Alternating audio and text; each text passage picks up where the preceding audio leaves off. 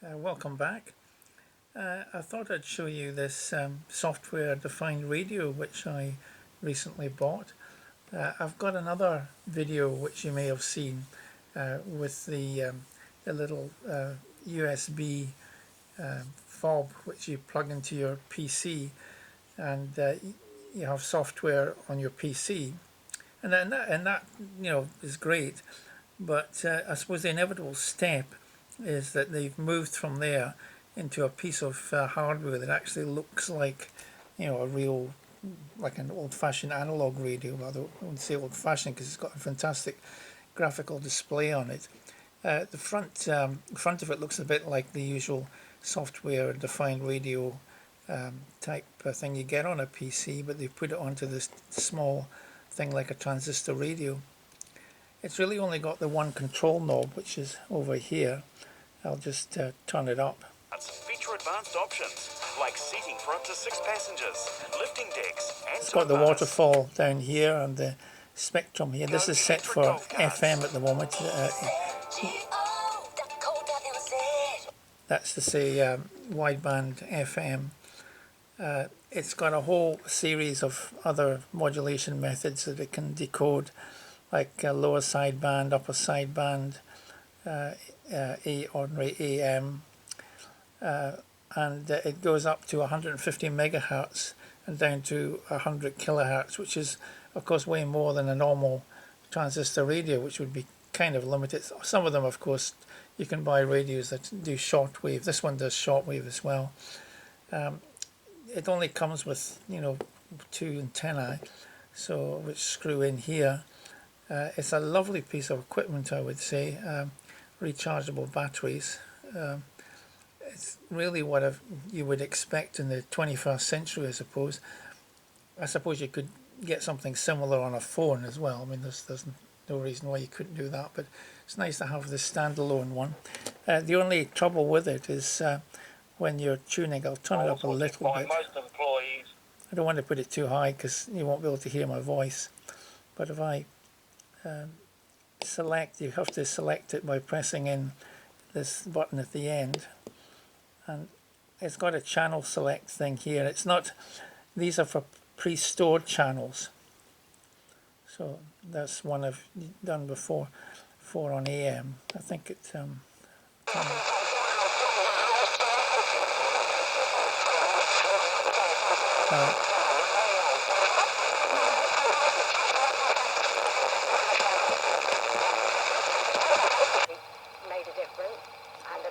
and this is long wave, picking up the BBC World Service.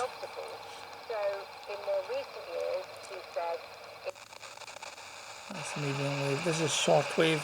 There's not a lot on shortwave, but I haven't got an external aerial running outside. It's the wrong type of antenna here, so I don't expect much really. When you change the frequency, you've got to be careful, but a bit fiddly. Here I've set it on the most significant digit, and I can zoom up like that. If I want more accuracy, I have to hold it in and then turn it round like this. Oops. And I can change any of these digits and see, and do it that way. It wasn't very well explained in the instruction. Just comes with one piece of paper really, and that's about it really. A nice piece of equipment if you want to carry around with you, really nice. Otherwise, of course, you can just use the dongle method, which, as I say, I've shown in another video. How it works: this is ham radio, by the way. It's set for. It's got lower sideband and upper sideband. I can't remember which frequency. It's a 10 meter band. Some use lower sideband, some use upper sideband, some use ordinary AM, I think. Not that familiar with the frequencies. How it works is same as the other software radio. It's got two precision, presumably direct digital synthesis not oscillators in the traditional sense, but sine waves which are in quadrature, cos and sine. I imagine it's they're not pure sine waves. They might well be square waves, but I'm not sure. Again, it doesn't give you that amount of information. Once the signal arrives through the usual method through a analog amplifier, it'll be multiplied by the cosine sine, and that gives you the I and the Q, the quadrature and the in phase components, and that in turn is sampled by ARM Cortex processor, and from there we can demodulate just about anything, because you can do the maths for FM. For example, it's arctan of the imaginary over the real, and you have to, that's the phase angle, and then you differentiate that, and from that you can get a formula for demodulation of FM. It's the rate of change of phase. With AM, it would be the envelope, which is, I think this would it be this not the square root. It's just the I squared plus Q squared, I think, is the envelope. Well, I'm not sure, is it the square root? Anyway, it's one or the other. I have to look that one up.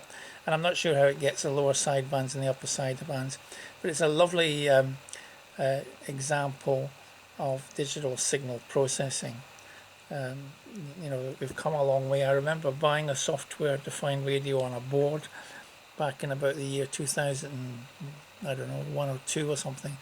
It was very expensive, I think over $1,000, and it only worked in a Linux system, and it worked okay. They didn't have a fancy graphics output like this, but here in the space of 20 odd years, we've come to this little device here, and this is like an encoder that you get on a servo or something, because it goes round forever, sort of thing. It's got so it's not like a normal radio where the volume goes up to a maximum and then down to a minimum and you turn it off. There's a switch at the side here for turning it off. Turn it back on again. The speaker is here, and we can do any frequency range we so choose. So again, it's a bit fiddly because to go up here to the highest frequency. Okay.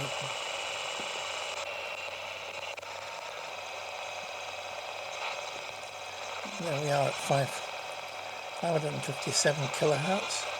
Let's see if I can get AM. I think that should be around this frequency. So let's go up a little bit. Oh, there we go. Join me, Charlotte Cook, on Midday Report with updates. So I want more accuracy. I'm going to go down to a lower significant digit. You can't answer whether you've been directly in communication with the government. That's information that I don't have access to. Do you think that the ED environment becoming... So I'll turn that off now. Really nice piece of equipment. Not that cheap, but you can buy one on, let's say, Banggood. You could probably buy it on AliExpress as well, I'm not really sure. Put your own external antenna on and have a play with it. But it's fascinating in the space of a lifetime almost. I mean, I can remember having a valve radio when I was a kid. My parents had one, and then buying I can't remember, a transistor radio in the 1960s when I was a kid, which would have been about this size or slightly smaller perhaps, not as heavy as this, of course.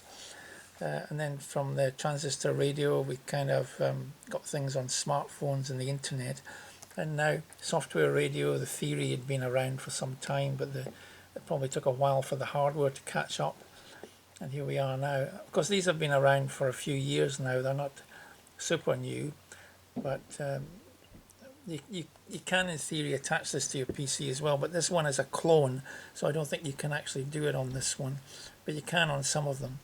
And some of them are transceivers as well, so you can transmit as well as receive.